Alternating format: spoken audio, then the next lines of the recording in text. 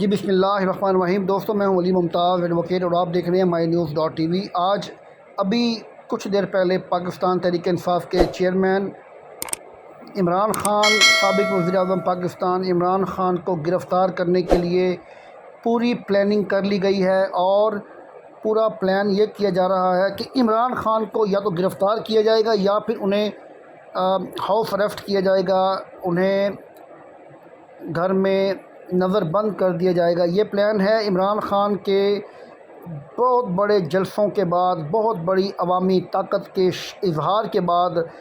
تمام ادارے، تمام طاقتیں اس وقت ششدر ہیں، پریشان ہیں۔ ان کے پاس کوئی رستہ نہیں ہے اس بات کے سوا کہ وہ عمران خان کو گرفتار کریں، اور عمران خان کے اوپر جو انہوں نے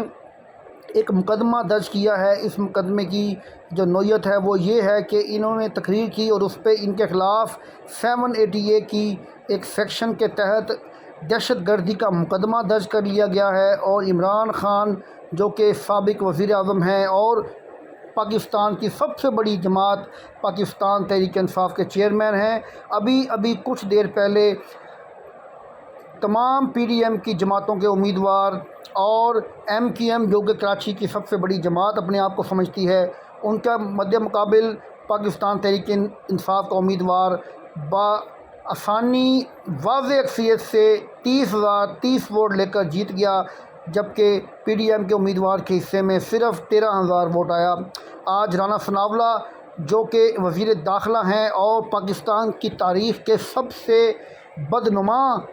یہ سیاسی رہنما ہیں، جنہوں نے 25 مئی کو جس طرح سے پاکستان تحریک انصاف کے ورکروں کے ساتھ سلوک کیا، قتل و غارت کی، شیلنگ کی، لوگوں کے گھروں میں گھس کر گرفتاریاں کی، چادر چار دیواری کی جو تقدس ہوتی ہے اس کو پامال کیا، اور لوگوں کو ایک خوف و ہراس پیدا کرنے کے لیے، لوگوں کو عمران خان سے دور کرنے کے لیے جو پلان تھا اس میں یہ شخص نمایاں تھا۔ یہ شخص جو کہ فیصل آباد سے MNA بنتا ہے، ہمیں تو ان لوگوں پہ افسوس ہے جو اس شخص کو ووٹ دے کر اسمبلی میں بھیجتے ہیں۔ اس شخص کی ہر گفتگو، اس شخص کی تمام پریس کانفرنسز اور تمام باتیں قابل نفرت ہیں، اور یہ وہ انسان ہے جو کہ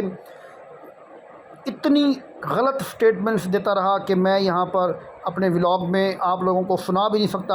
یہ محترمہ بے نظیر بھٹو کے بارے میں کیا کچھ کہتا رہا، اور اس نے ہماری افواج پاکستان کے بارے میں کیا کچھ کہا، لیکن عمران خان جو کہ اس وقت پاکستان کی تاریخ کے سب سے بڑے لیڈر ہیں،